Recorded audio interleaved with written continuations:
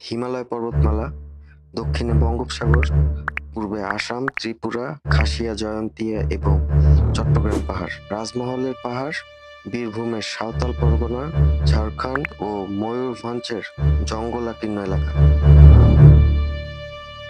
দক্ষিণে বাংলা ছিল সবসময় সুরক্ষিত, বহিরাক্রমণের সম্ভাবনা ছিল না। পূর্ব দিক থেকেও বহিরাক্রমণের ঘটনা তেমন দেখা যায় না। দক্ষিণে আরাকানের সঙ্গে সংঘর্ষের সংবাদ পাওয়া গেলেও আরাকান তেমন একটি বিপদ ঘটাতে পারত না কখনোই। কিন্তু প্রাচীনকাল থেকে পশ্চিম দিক থেকে বাংলা প্রায়ই আক্রান্ত হতো। তাই পশ্চিম সীমান্ত দিয়েই বহিরাক্রমণের ফলেই বাংলার রাজনৈতিক পট পরিবর্তন হয়েছে বেশি। বাংলার ভাগ্য নির্ধারণ করত গঙ্গা নদী। আক্রমণকারীরা গঙ্গা দিয়েই অগ্রসর হতো। এই নদীর ধারে রাজমহলের গিরিপথে অবস্থিত ছিল তেলিয়াগড় ও সিকরিগড় নামে দুটি সুরক্ষিত দুর্গ। এই দুটি গড় বা দুর্গ রক্ষা করতে পারলে বঙ্গদেশ বহিরাক্রমণ থেকে রক্ষা পেত।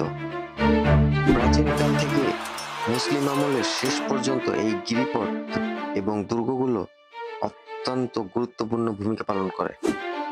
দেখতে পাওয়া যায় নিম্নে বঙ্গে অর্থাৎ বাংলায় নদীর সংখ্যা এত বেশি যে এখানে প্রতি 25 মাইলের মধ্যে ছোট বড় নদী দেখতে পাওয়া যায়।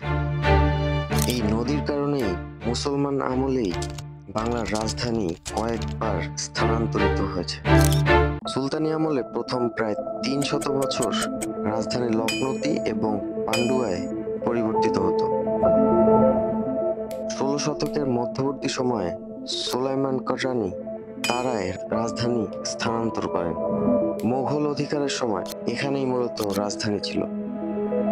আকবরের সেনাপতি মান সিং রাজধানী তারা থেকে রাজমহলে নিয়ে যান, কিন্তু অল্প কয়েক বছর পরে জাহাঙ্গীরের সময় সুবেদার ইসলাম খান চিশতি ঢাকায় রাজধানী স্থাপন করেন। সর্বশেষ মুর্শিদ কুলি খান ঢাকা থেকে মুর্শিদাবাদে রাজধানী সরিয়ে নেন। এখানেই ছিল মুঘলদের সর্বশেষ রাজধানী। এরপরে ইংরেজরা কলকাতায় রাজধানী স্থাপন করেন।